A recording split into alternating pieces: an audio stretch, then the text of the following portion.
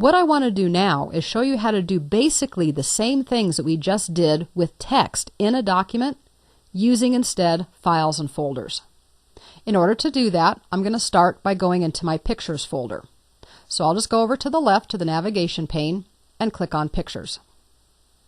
Then I'll double-click Sample Pictures. And I'm actually going to make a change to this view just because I like looking at my pictures. So I'm going to set it for medium icons. That's pretty good. We learned just a moment ago that we can copy and paste. I can do that not only with the contents of a file, but also with files and folders themselves.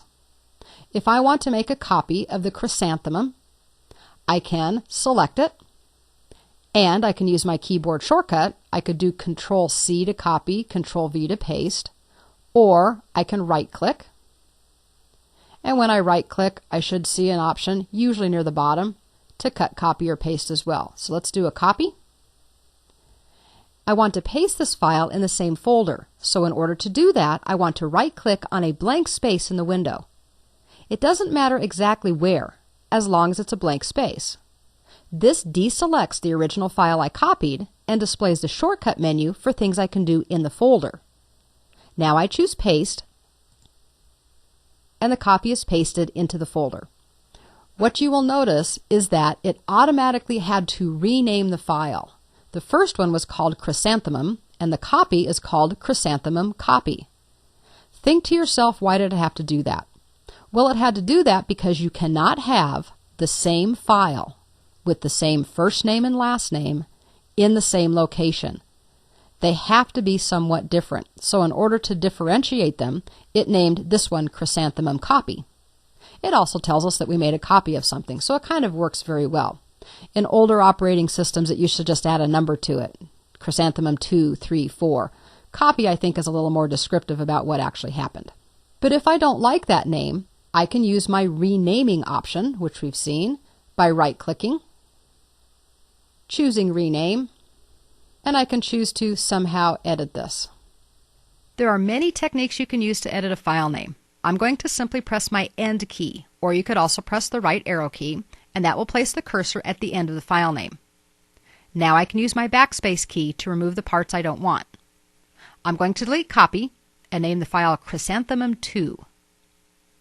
Whenever we rename, we want to press Enter when we're done to set the actual revised name. And here's a little hint. If you realize that you don't want to edit the name after you start editing it, press Escape and it will revert back to whatever it was before you started editing. So anytime we make a copy of something within the same folder, it has to give it a different name, and it will do that automatically. But what if we want to move or copy something to a different folder? Well, we can go through the same cut and paste process that we know about.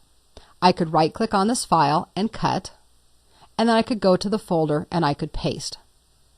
That's a little bit longer, but let me go ahead and show you how that one might work. I'm going to right-click on my Chrysanthemum 2 picture. I'm going to choose to physically cut it from this folder. And I want you to notice that it's kind of grayed out. This lets me know that the computer has this in a cut state, and it's waiting for me to tell it where to put it. Now I'm going to navigate back to one of my folders that I created. There's a couple of different ways I can do that. I'm going to use the navigation pane to go to Documents. I'm going to single-click My Stuff to open that, and I'm going to single-click Training Files to open that. Then I'm going to right-click, and I'm going to choose Paste. Now remember, in between when I'm navigating here, the copy of that picture is just sitting on the clipboard. Now I'm going to paste it off of the clipboard, and there it is. Now this is the same file, it's just that this particular folder happens to be in a different view. Don't let that panic you. If you want to see it the same way, we can move to the upper left, and we can choose large or medium icons, whichever ones we want, to make it look appropriate. Because I physically cut that file, it no longer exists in Pictures. Let's go back and see if that's true.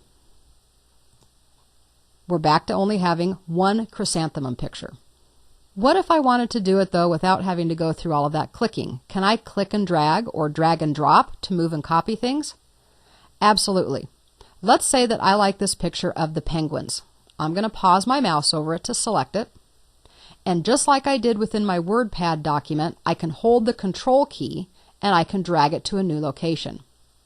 So while I'm holding Control, I'm going to press and hold my left mouse button, drag it all the way over onto the Documents folder.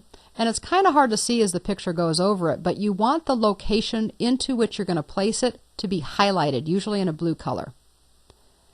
Then I have to let go of my mouse first. And before I do, notice a nice tooltip says I'm about to copy it to my documents. That's beautiful. So let go of my mouse first, and now let go of my Control.